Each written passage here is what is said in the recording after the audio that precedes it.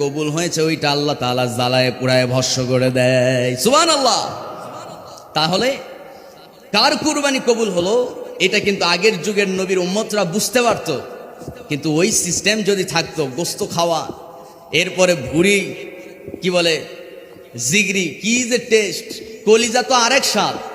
সুবহানাল্লাহ বলবেন না?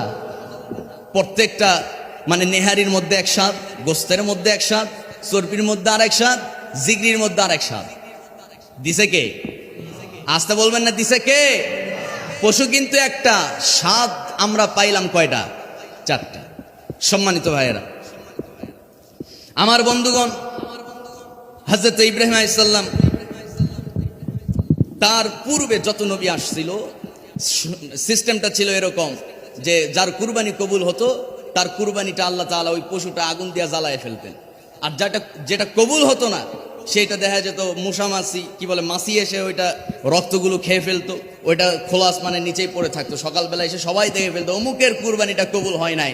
তার মানে ওর টাকার মধ্যে সুদের টাকা আছে, ওর টাকার মধ্যে জনগণের টাকা আছে, ওর টাকার মধ্যে লুটপাটের টাকা আছে। কথাগণ ঠিক কিনা? আজও যদি ওইরকম সিস্টেম থাকতো অনেকেই ধরা খেয়ে যেতাম, ঠিক কিনা?